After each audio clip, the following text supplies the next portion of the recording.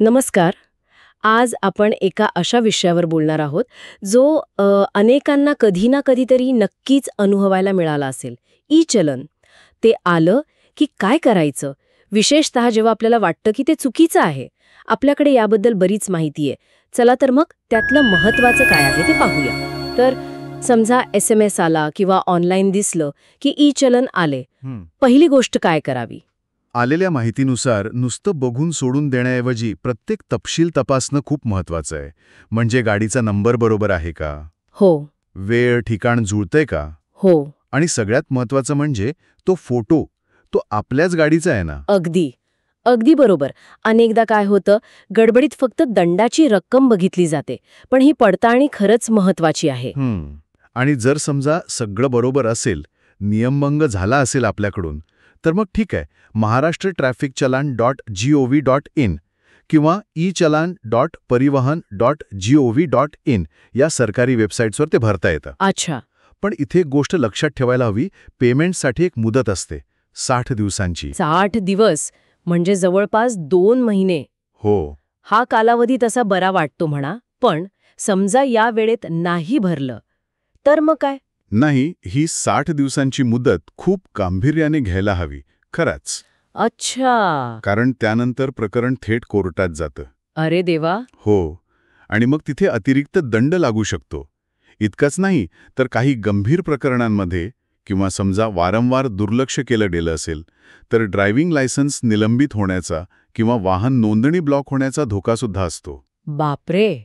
म्हणजे टाळाटाळ करणं परवडणारं नाही अजिबात. अजिबात नाही. बरोबर आहे.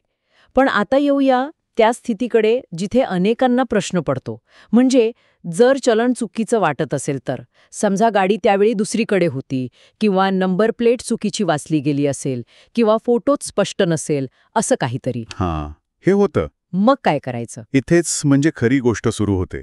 घाबरून जाण्याऐवजी किंवा दुर्लक्ष करण्याऐवजी शांतपणे पुरावे गोळा करणं महत्वाचं ठरतं. पुरावे कसे? काय काय चालतं? तुमची गाडी नेमकी कुठे होती याचे पुरावे.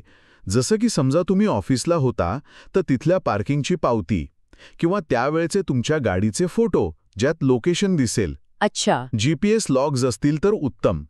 गाडी दुसरीकडे होती हे सिद्ध करणारी कोणतीही कागदपत्र.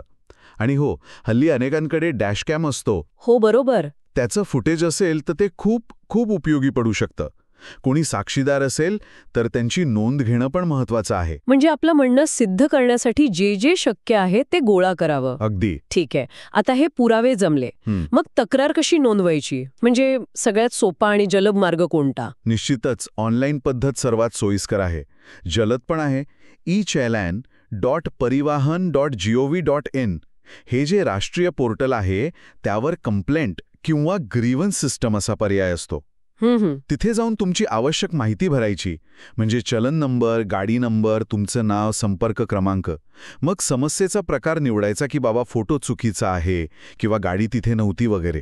आणि मग पुरावे अपलोड करायचे. हो, गोळा केलेले पुरावे अपलोड करायचे. तक्रार सबमिट झाली की एक ट्रॅकिंग ID मिळतो. अच्छा, ट्रॅकिंग ID. हो, त्यामुळे आपल्याला आपल्या तक्रारीचं काय झालं, म्हणजे स्टेटस काय आहे, हे ऑनलाईन तपासता येतं. हे बरं आहे, पण समजा कोणाला ऑनलाईन प्रक्रिया जरा किचकट वाटली किंवा नाही जमलं तर दुसरे काही मार्ग आहेत? हो, नक्कीच. पर्याय आहेत. ट्रॅफिक पोलिसांची राष्ट्रीय हेल्पलाईन आहे +91 120 492 5505 आणि महाराष्ट्रासाठी पण आहे +9503 51 11110. हां. ईमेलने संपर्क साधायचा असेल तर helpdesk echallan@gov.in हा पत्ता आहे. आणि विशेषतः मुंबईकरांसाठी तर व्हॉट्सॲप नंबर पण आहे 8454999999. अरे वा, व्हॉट्सॲप हे तर खरंच सोयीचं आहे. हो ना. आणि अर्थातच आपला पारंपरिक मार्ग म्हणजे जवळच्या ट्रॅफिक पोलीस चौकीत जाऊन लेखी अर्ज देणं. अर्जासोबत पुराव्यांच्या प्रती जोडाव्या लागतात. काही अंदाज? मिळालेल्या माहितीनुसार ऑनलाईन तक्रारींवर साधारणपणे 15 कार्यालयीन दिवसांमध्ये कार्यवाही होऊ शकते असं म्हणतात. 15 दिवस. ठीक आहे. अर्थात प्रत्येक केस वेगळी असते, त्यामुळे थोडा वेळ कमी जास्त होऊ शकतो.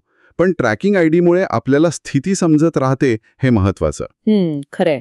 आणि जर म्हणजे या सगळ्या प्रयत्नांनंतरही समजा समाधान झालं नाही, म्हणजे तक्रार फेटाळली गेली किंवा काहीच प्रतिसाद मिळाला नाही, मग काय पुढचा मार्ग कोणता? अशा परिस्थितीत मग शेवटचा पर्याय उरतो तो म्हणजे न्यायालय. कोर्ट. हो, चलनावरच कोणत्या न्यायालयात दाद मागायची याचा उल्लेख असतो सहसा. तिथे आपण रीतसर अर्ज दाखल करू शकतो, आपल्याकडील सर्व पुराव्यांची आपलं म्हणणं मांडू शकतो. अजून एक महत्वाचा पर्याय असतो तो म्हणजे लोक अदालत. लोक अदालत. अच्छा. हो, अनेकदा इथे प्रकरणात तुलनेने लवकर निकाली काढली जातात आणि तडजोडीअंती दंड कमी होण्याची शक्यता असते. काही वेळा माफ होण्याचीही शक्यता असते. विशेषतः लहान किंवा अनवधानाने झालेल्या उल्लंघनांसाठी हा मार्ग उपयुक्त ठरू शकतो. म्हणजे तिथेही एक संधी आहे. नक्कीच. तर एकूण काय लक्षात ठेवायचं? ई-चलन आलं की घाबरून न जाता आधी तपशील तपासा. बरोबर. सगळं बरोबर असेल तर 60 दिवसांच्या आत ऑनलाईन भरा. आणि जर चुकीचं वाटलं तर पुरावे गोळा करा आणि मग योग्य पद्धतीने आणि वेळेत तक्रार दाखल करा. ऑनलाईन, हेल्पलाईन, ईमेल, व्हॉट्सॲप किंवा प्रत्यक्ष भेटून. पण करा. अगदी बरोबर. योग्य प्रक्रिया फॉलो केली आणि ठोस पुरावे दिले तर चुकीचं चलन रद्द होऊ शकतं. महत्वाचं म्हणजे गोंधळून न जाता शांतपणे आणि कायदेशीर मार्गाने जाणं. ही माहिती निश्चितच खूप उपयोगी पडेल असं वाटतं. पण या सगळ्या चर्चेतून एक विचार मनात येतो की आज हे तंत्रज्ञान आपल्याला नियमभंग पकडायला मदत करतंय, पण कधी कधी ते चुकाही करतंय. जसं तुम्ही म्हणालात चुकीचा नंबर वाचणं वगैरे. हो. भविष्यात हे तंत्रज्ञान इतकं प्रगत होईल का की अशा मानवी किंवा तांत्रिक चुका त्या पूर्णपणे टाळता येतील? काय वाटतं? यावर विचार करायला नक्कीच वाव आहे.